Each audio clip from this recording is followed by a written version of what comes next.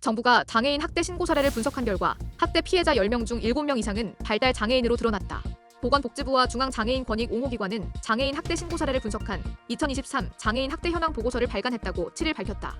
장애인권익 옹호기관은 장애인복지법 제59조의 10일에 따라 지난 2017년부터 설치돼 장애인 학대 신고 접수 및 피해자 지원, 학대 재발 방지를 위한 사후 관리 및 교육 등을 전담하는 전문기관으로 지난 10월을 기준으로 전국에 20개소가 운영되고 있다.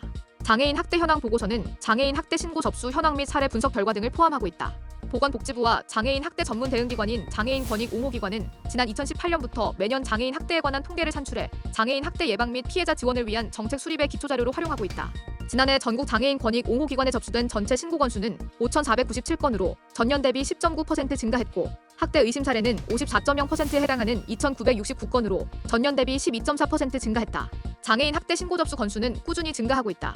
신고 접수 경로 중 경찰 통보건이 전년 대비 165건 증가했으며 이는 경찰과의 지속적인 업무 협조를 통한 장애인 학대 신고 체계 연계가 학대 사례 발견에 중요한 역할을 했음을 보여준다. 아울러 장애인 당사자의 권리의식 향상으로 장애인 당사자의 본인 신고건도 95건 증가한 것으로 확인됐다. 학대 의심 사례에 대한 판정 결과는 47.8%에 해당하는 학대 1,418건으로 전년 대비 19.6%의 232건 증가했다.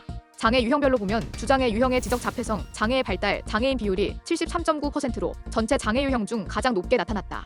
학대 유형으로는 신체적 학대가 572건으로 30.8%를 차지하며 가장 높은 비중을 차지했고 그 다음으로 정서적 학대는 24.8% 460건, 경제적 착취는 23.9%로 443건 순으로 나타났다. 학대 유형 중 경제적 착취의 구체적 내용을 보면 임금을 주지 않고 일을 시키는 등의 노동력 착취 피해가 전체의 7.9%에 해당하는 112건이었으며 피해자의 82.1%에 해당하는 92건은 지적 장애인이었다. 학대 피해, 장애인 연령 및 발생 장소는 연령별로 18세 미만의 장애아동에 대한 학대가 전체의 18.5%에 해당하는 263건이었으며 장애아동에 대한 학대 행위자는 부모가 39.5% 백사건로 가장 높았다. 피해 장애인 및 학대 행위자 거주지를 제외한 장애인 복지시설, 직장, 교육기관 등이 전년 대비 발생 비율이 감소한 것으로 나타났으며 이는 직장 내 장애인 학대 신고 의무자 교육의 효과인 것으로 분석된다. 응급조치 및 학대 사례 지원에 있어 장애인권익 옹호기관은 피해자 보호를 위한 응급조치 172건을 실시하고 상담 및 거주 지원, 사법 지원, 복지 지원 등 학대 사례 1,418건에 대한 지원을 17,127회 실시했다. 한편 보건복지부는 장애인 학대 신고 의무자 범위를 지속적으로 확대하고 있다.